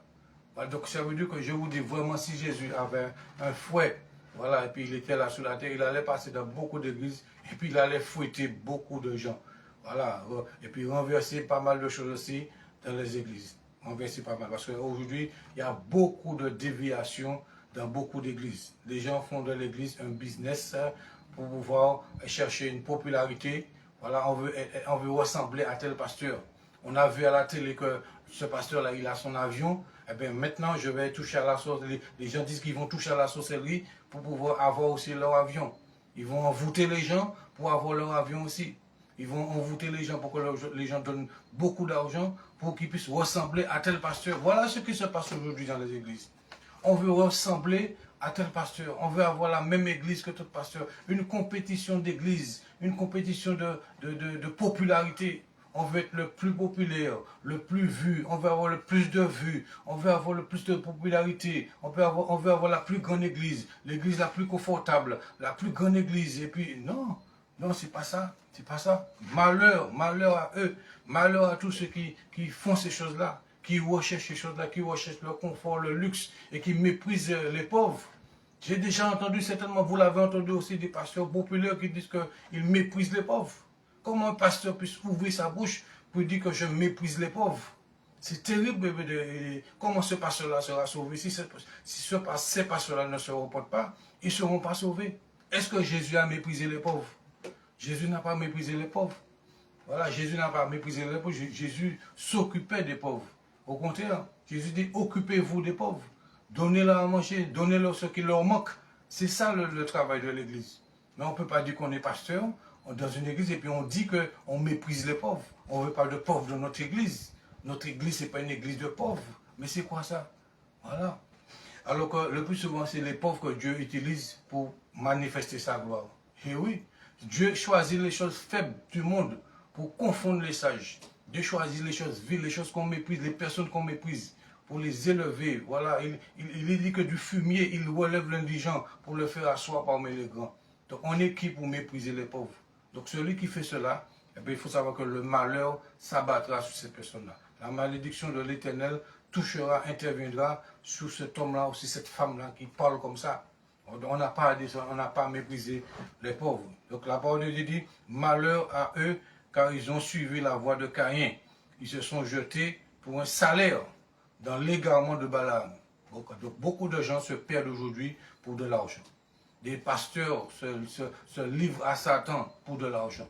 Voilà, ils sont capables de livrer les gens de leur église, d'envoûter les gens de leur église pour de l'argent. Il y a de ceux qui ont même des rapports, voilà, des choses qui se font pour de l'argent, pour s'enrichir. Voilà, il y a de ceux qui font des alliances avec le monde des ténèbres pour de l'argent, pour avoir de l'argent, pour avoir une grande église, de la popularité, pour avoir du succès, pour avoir de la prospérité. Les gens ne veulent pas payer le prix de la consécration, le prix de la sanctification, le prix du renoncement. Non, on dit que c'est trop dur. On veut chercher le chemin facile. Le chemin facile. Il y a même de ceux qui vont voir des sorciers, des féticheurs, des marabouts, pour avoir des bagues, des croix, des crucifixes, pour avoir des colliers, pour avoir des choses pour mettre sur eux, pour cacher dans leur église, pour cacher dans leur salle, pour attirer les gens. Ça là, pour faire des faux miracles, pour faire des choses comme cela. Cela se passe aujourd'hui. La parole de Dieu dit malheur à eux. Malheur à eux. Vous croyez que Dieu envoie la bénédiction sur ces églises-là, sur ces pasteurs-là? Non. Dieu n'envoie pas sa bénédiction. Dieu n'envoie pas sa bénédiction sur ces églises et sur ces pasteurs. Et Dieu va retirer, comme je l'ai dit dernièrement, le premier enseignement, Dieu va retirer ses enfants de ces églises. Et oui, des fois vous voyez les gens partir, vous croyez que c'est comme ça? C'est Dieu même des fois qui retire ses enfants de ces fausses églises, de ces faux pasteurs, de ces faux serviteurs de Dieu. Dieu retire, Jésus même retire ses frères et sœurs de fausses églises, des églises qui ne le glorifient pas, des églises qui ne font pas la volonté de Dieu. C'est Dieu même qui retire ses enfants de là. D'accord? Donc c'est pour cela que ne vous étonnez pas. Quand vous voyez des églises vidées, si vous voyez des églises vidées, il faut savoir que Dieu sait pourquoi. Dieu sait pourquoi. C'est qu'il y a des choses qui se sont passées, et Dieu a retiré le chandelier. Et oui, voilà. Il y a des choses abominables qui se sont passées. et beaucoup ne se sont pas repentis. Il y a beaucoup qui sont là-dedans toujours, qui continuent à pactiser avec le diable, avec le monde des ténèbres, qui continuent à faire des choses et de la sorcellerie en secret, en cachette. Eh bien, Dieu retire le chandelier, Dieu retire ses enfants, ses brebis de là. C'est ça. Alors faites attention. Si vous voyez qu'une église se vide, c'est pas un hasard. C'est pas un hasard. Le plus souvent, on croit que c'est le diable. On dit, ah, c'est le diable, c'est Satan. Non, c'est pas toujours Satan. Attention. Le plus souvent, nous, quand une église se vide ou une église est fermée, on dit que c'est une attaque du diable. Ce n'est pas toujours vrai. Ce n'est pas toujours vrai parce que Dieu aussi, Jésus-Christ a dit que toute plante que n'a pas planté mon Père sera déracinée. Si c'est Dieu qui n'a pas planté cette église-là, elle sera déracinée tôt ou tard. Ça prendra le temps qu'il faudra, mais quand une église, quand Dieu, ce n'est pas Dieu qui a planté cette œuvre-là sera déracinée. Regardez même le figuier. Jésus-Christ a maudit un figuier. Et oui, il n'a pas béni le figuier. Donc Jésus a maudit un figuier, le figuier a séché. Et je peux vous dire aujourd'hui, toutes les églises qui n'obéissent pas, toutes les églises qui sont charnelles, les églises qui sont charnelles, là où il y a l'adultère, l'impudicité, le vol, le mensonge, la sorcellerie, tout ça, là où c'est infesté de démons, il faut savoir là que ces églises-là vont sécher. Je vous le dis en vérité. Partagez cette vidéo. Ces églises-là vont sécher. Toutes les églises qui ne glorifient pas Jésus, toutes ces églises où le diable a son trône là, ces églises-là vont sécher. Ils vont sécher. Et Dieu va retirer ses enfants. Avant que cela arrive, le Seigneur retire ses enfants.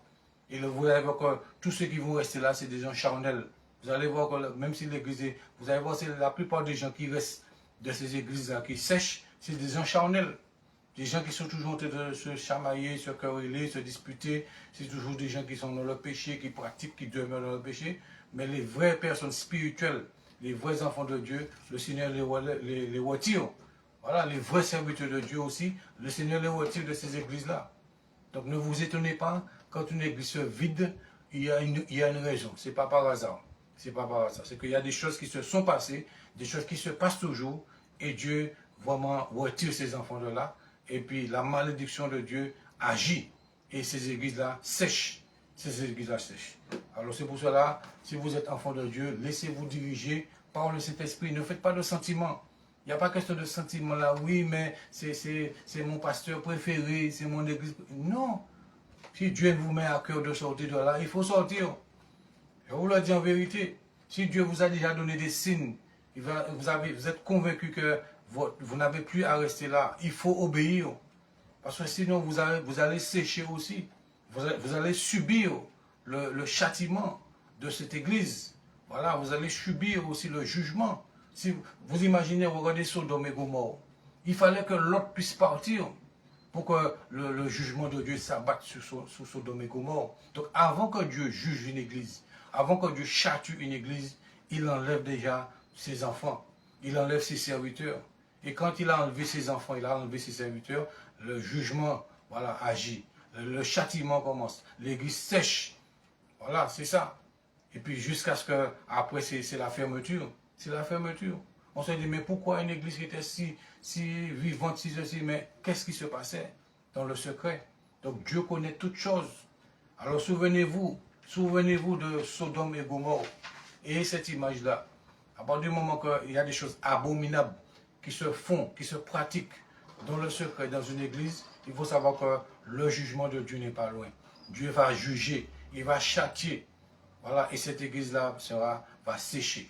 Mais Dieu va enlever ses serviteurs, il va enlever ses enfants, il va enlever ses agneaux, il va enlever ses brebis. La parole de Dieu dit, malheur, malheur à eux. Malheur aux églises qui sont dans l'abomination. Parce que toute église n'est pas de Dieu. Ce n'est pas parce que vous entendez le mot église que c'est de Dieu. Eh oui, attention, ce n'est pas parce que vous entendez le mot église que vous pensez tout de suite Dieu. Satan aussi a ses églises. Le diable aussi a ses églises. Le diable aussi plante des églises. Eh oui. Donc toute église qui n'est pas de Dieu, toute église qui ne glorifie pas Jésus, toute église qui n'est pas plantée par Dieu lui-même, sera frappée par le jugement, va sécher. Et puis tôt ou tard, elle sera fermée. Donc, ou si elle n'est pas fermée, vous allez voir la plupart des gens qui vont rester là, eh bien, ce sont des gens charnels qui vont vraiment faire des choses abominables. Mais Dieu va déjà retirer le chandelier. Voilà, l'onction du Seigneur ne sera plus là. l'Esprit du Seigneur n'agira plus là parce que les gens, des fois même, chassent Jésus de leur église. Il y a des gens qui chassent Jésus, qui chassent le Saint-Esprit, qui veulent tout faire avec leur force, avec leur programme, leur principe. On ne laisse plus de place au Saint-Esprit pour agir. On a déjà un programme bien établi. On ne laisse plus le Saint-Esprit agir librement et puissamment dans les églises. Et Dieu est attristé. Voilà. Donc si le Saint-Esprit est là, il ne peut pas agir, il ne peut pas parler, il ne peut pas se manifester, eh bien, à un moment donné, eh bien, voilà, le Seigneur même, il part si on ne veut pas de lui. Si on veut pas, une église ne veut pas du Saint-Esprit, eh bien, l'église non plus ne veut pas de Jésus. Parce que le Saint-Esprit et Jésus sont un, sont unis. Donc on ne peut pas dissocier Jésus du Saint-Esprit. C'est pour cela qu'il faut vraiment faire attention. Il faut faire attention et puis laisser Jésus agir tout simplement dans notre cœur.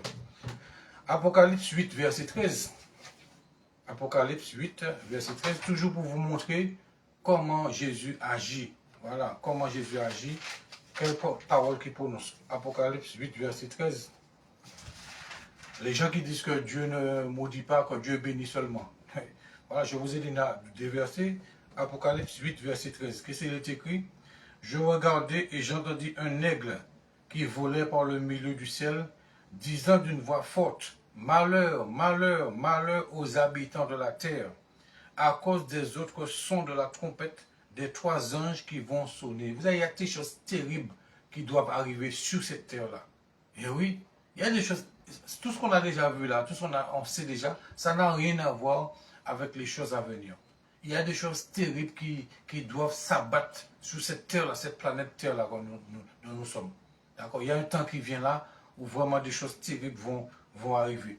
Donc il dit malheur, malheur, malheur aux habitants de la terre, à cause des sons de la trompette des anges qui vont sonner. Il y a des anges qui sont là, des anges qui attendent que Dieu leur donne l'ordre de sonner de la trompette.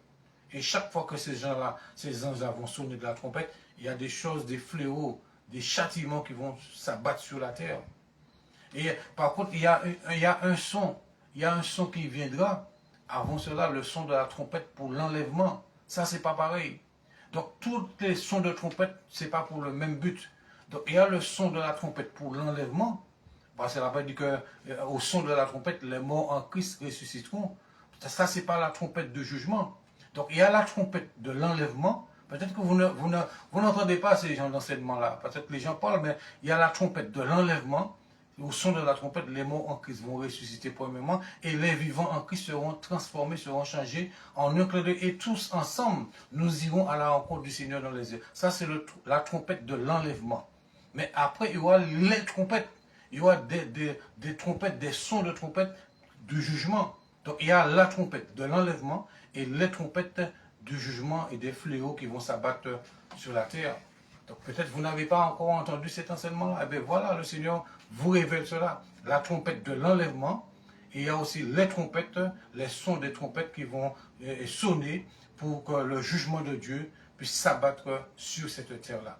Mais cela se fera après l'enlèvement. Quand l'Église sera enlevée, à ce moment-là, la terre, voilà, les hommes vont subir les châtiments et les fléaux qui sont décrits dans l'Apocalypse. Mais l'Église sera déjà enlevée. Voilà, les morts en Christ seront déjà enlevés. Voilà, et donc il faut que c'est comme Sodome et Gomorrhe, il faut que le peuple de Dieu puisse sortir. Tant que l'Église, le peuple de Dieu est là, eh bien, la colère de Dieu est retenue. Tant que le peuple de Dieu, l'Église, ceux qui sont en Christ sont là, tant que l'enlèvement n'a pas encore lieu, il faut savoir que la colère de Dieu, elle est retenue. Mais une fois que l'Église est enlevée, la colère de Dieu va se relâcher. La colère de Dieu va s'abattre sur la terre. Et oui. Et c'est là que toutes sortes de choses vont arriver, l'antichrist, tout cela, les gens, il y aura semblant de... Beaucoup de choses vont se passer. Mais tant que l'Église, c'est ça que la parole dit, que celui qui la retient, voilà, il y a ceux qui retient justement, qui empêchent justement à l'antichrist de se manifester, parce que l'Église est encore là. Mais quand l'Église, c'est pas l'Église ni catholique, ni évangélique, ni protestante, ça n'a rien à voir avec les dénominations. Quand je vous parle de l'Église, c'est l'Église universelle. C'est l'ensemble de tous les enfants de Dieu, nés de nouveau. C'est l'ensemble de tous ceux qui sont marqués du Saint-Esprit. C'est ça l'Église. Ce sont tous ceux qui sont habités par le Saint-Esprit, tous ceux qui ont en eux le Saint-Esprit. Si tu n'as pas le Saint-Esprit en toi, avec toi, tu ne fais pas partie de l'Église. Tu peux faire partie d'une dénomination, mais tu ne fais pas partie de l'Église que Jésus-Christ bâtit. L'Église que Jésus-Christ bâtit, elle est partout sur la terre. Elle n'est pas dans une dénomination quelconque. C'est pour ça, arrêtez de défendre votre dénomination, c'est mon Église. Non. Si tu n'as pas l'Esprit de Christ en toi, tu ne fais pas partie de l'Église que Jésus-Christ bâtit. Tous ceux qui font partie de l'Église que Jésus-Christ bâtit sont marqués du sceau de Dieu. Voilà, ils ont la marque, ça veut dire qu'ils ont l'Esprit Saint en eux, et avec eux. Donc, vous cherchez à savoir, est-ce que tu as reçu le Saint-Esprit? Est-ce que tu as le Saint-Esprit en toi? Est-ce que tu as reçu le Saint-Esprit? Si tu as besoin de reçu, si tu as un doute, il faut invoquer Jésus-Christ. Demande à Jésus de te baptiser du Saint-Esprit. Tu n'as pas besoin de... Ce n'est pas un homme qui baptise, ce n'est pas le pasteur qui baptise du Saint-Esprit. Jésus-Christ a dit que c'est lui qui baptise du Saint-Esprit et de feu. Donc si vous n'êtes pas sûr d'avoir le Saint-Esprit, c'est que vous n'êtes pas sûr d'être sauvé et vous n'êtes pas sûr de faire partie de l'Église que Jésus-Christ bâtit. Donc, vous pouvez demander à Dieu de vous accorder le Saint-Esprit, de vous baptiser du Saint-Esprit. Pour cela, il faut recevoir Jésus dans votre vie. Il faut lui parler, Seigneur Jésus, viens dans ma vie, pardonne-moi mes péchés, sauve-moi. Il faut parler comme ça, faites cette prière-là. Seigneur Jésus, sauve-moi, pardonne-moi, sauve-moi, donne-moi le Saint-Esprit. Voilà, viens, sauve-moi, donne-moi la vie éternelle. Inscris mon nom dans le livre de vie. Donc voilà, c'est ça l'Église que Jésus-Christ bâtit. C'est l'ensemble de tous les chrétiens en qui habite et demeure le Saint-Esprit. Tu peux être dans une dénomination, si tu n'as pas le Saint-Esprit en toi, si tu n'es pas né de nouveau, tu ne fais pas partie de l'Église de Jésus-Christ. Et tu n'es pas non plus enfant de Dieu. Tu es simplement un membre d'une Église locale, tout simplement. Et il y a beaucoup de gens qui sont membres d'une Église locale, mais qui ne font pas partie de l'Église que Jésus-Christ bâtit, qui ne sont pas baptisés du Saint-Esprit, qui ne sont pas nés de nouveau, mais qui vont simplement à l'église. Voilà, tout simplement. Et beaucoup de gens sont trompés. Ils pensent que le fait d'aller dans une église, ça fait déjà d'eux un enfant de Dieu, un chrétien. Non. Il faut que tu fasses une démarche personnelle envers Jésus, lui demander, l'appeler, et puis demander de te sauver, de te pardonner, et de mettre son esprit en toi. Il faut faire cette démarche-là personnellement, pour que tu fasses vraiment partie de son église, pas de l'église des hommes, mais de l'église de Jésus.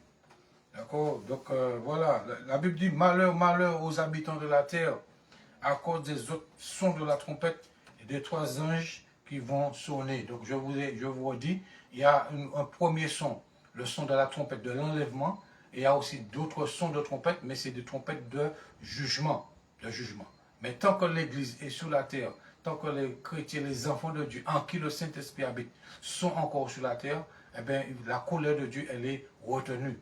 Il n'y aura pas les autres sons de trompette. D'accord? Donc c'est pour cela, il faut connaître la parole de Dieu. Il faut vraiment croire en cela. Galates 3, verset 13. Galates 3, verset 13. Alors, partagez cet enseignement afin que beaucoup soient éclairés, que des pasteurs aussi soient éclairés. Parce que beaucoup de pasteurs aujourd'hui font n'importe quoi, ils enseignent n'importe quoi et puis ils pensent qu'ils sont dans la vérité. Alors, partagez à vos amis, voilà, sur Facebook, sur YouTube, sur les réseaux sociaux, Twitter, tout ce que vous avez. Alors, partagez cela. Alors, Galates 3, verset 13, il est écrit, Galates 3, verset 13, Christ nous a rachetés de la malédiction de la loi, étant devenu malédiction pour nous. Car il est écrit, maudit est quiconque est pendu au bois, afin que la bénédiction d'Abraham eût pour les païens son accomplissement en Jésus-Christ, et que nous reçussions par la foi l'Esprit qui avait été promis. Donc, il dit que Christ nous a rachetés de la malédiction de la loi. Ça veut dire quoi? Ça veut dire que lorsque vous venez à Jésus-Christ, eh bien, la malédiction n'a plus d'effet sur vous. Vous n'êtes plus maudit, tout simplement. Voilà. Lorsque vous êtes en Christ, lorsque vous êtes en Jésus-Christ, vous êtes né de nouveau, le Saint-Esprit habite en vous, vous n'êtes plus maudit. Vous n'êtes plus un homme maudit, vous n'êtes plus une femme maudite. Mais pour cela, il faut que vous soyez en Christ. Il dit que Christ nous a rachetés de la malédiction de la loi. Ça veut dire que toutes les malédictions qui ont été prononcées dans la loi, dans l'Ancien Testament, cela n'a plus d'effet sur vous lorsque vous êtes en Christ. C'est ce que cela veut dire. Voilà.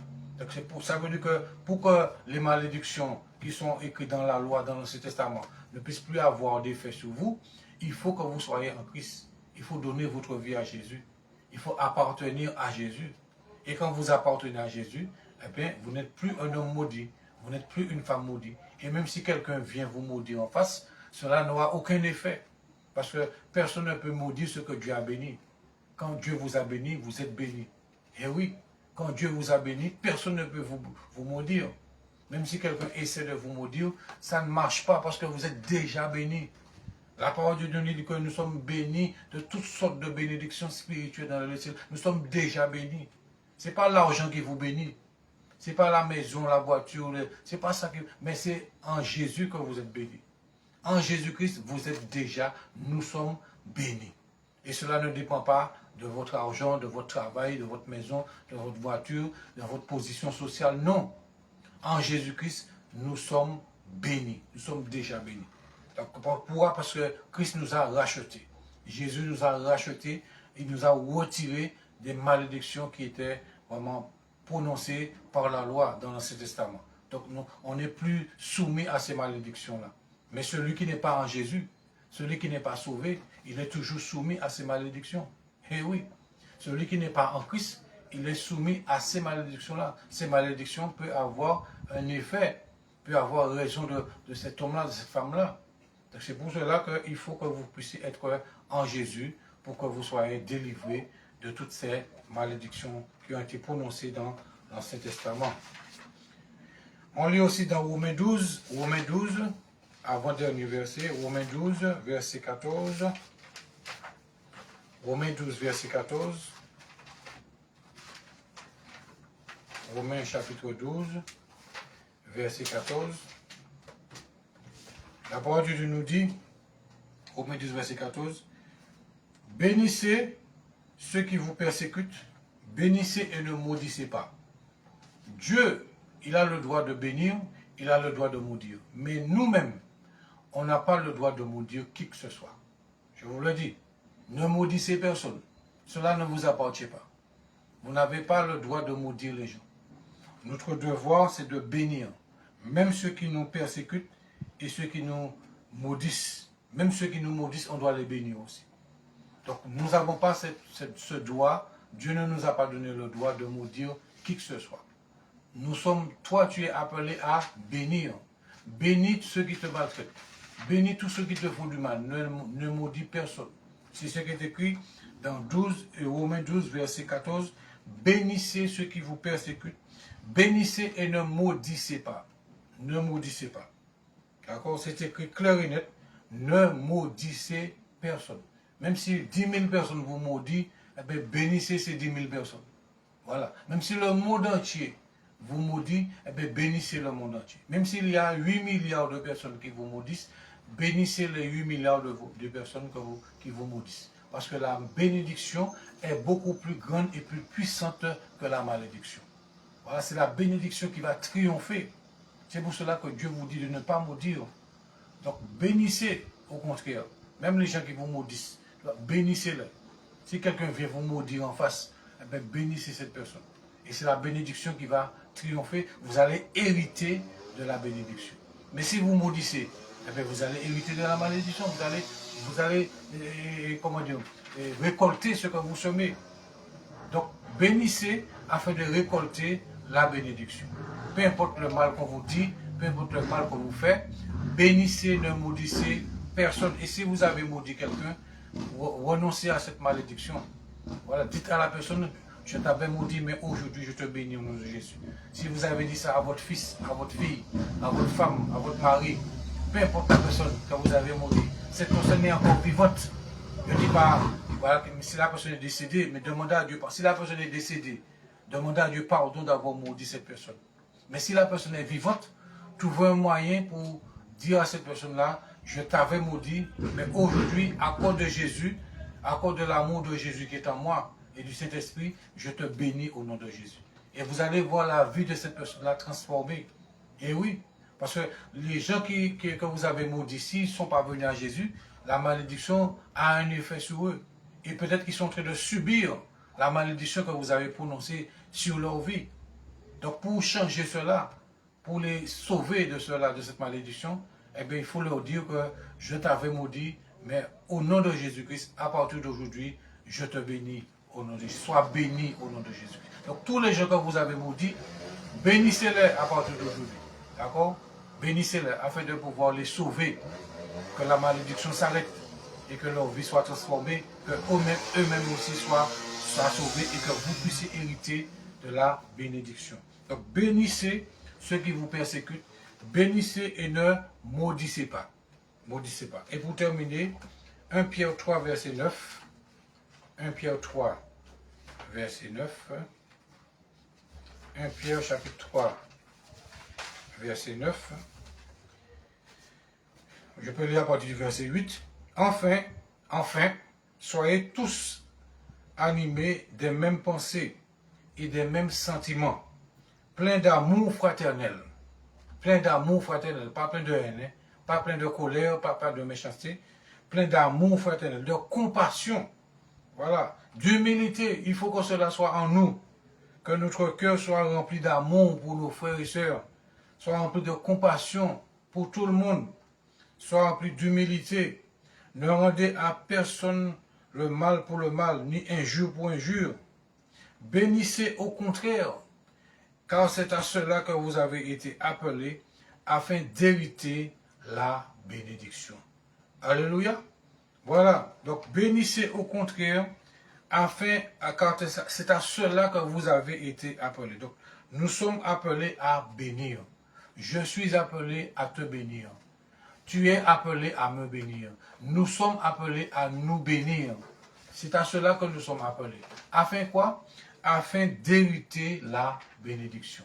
Donc celui qui bénit héritera la bénédiction. Amen. Voilà. Donc celui qui bénit héritera la bénédiction. C'est pour cela, bénissons, ne maudissons personne. S'il y a quelqu'un qui doit maudire, ce n'est pas nous, c'est Dieu. Dieu bénit, Dieu maudit, il fait comme il veut. Il a le pouvoir de bénir, il a le pouvoir de maudire aussi. Donc, mais Dieu ne bénit pas seulement, Dieu aussi maudit. Mais nous-mêmes, nous n'avons pas le droit de maudire qui que ce soit. Nous devons bénir. D'accord? Nous devons bénir afin d'hériter la bénédiction. Alors que Dieu vous bénisse pour d'avoir écouté cette parole. Et je dis à ceux qui sont en Martinique, déjà demain soir, donc nous sommes demain vendredi 8, il me semble, 8 mars à 18h. Je serai à Didier, à l'ex-cyberbase de Didier, c'est à côté de la FOL. Voilà, à côté de la FOL, je serai demain soir à 18h. Donc si vous êtes disponible, vous êtes libre, au lieu de rester chez vous, venez. Je vais parler le chemin de la réussite. Ça n'a rien à voir avec tout ce que les gens racontent le plus souvent. Je vais vous parler vraiment, c'est quoi le chemin de la réussite. C'est selon Dieu, selon la parole de Dieu. Selon la parole de Dieu, c'est quoi le chemin de la réussite. Donc demain vendredi à 18h, à l'ex-cyberbase de Didier, à Fort-de-France, à côté de la FOL. Donc, d'accord? Et samedi matin, je crois, samedi 9, voilà, samedi 9 mars à 15h.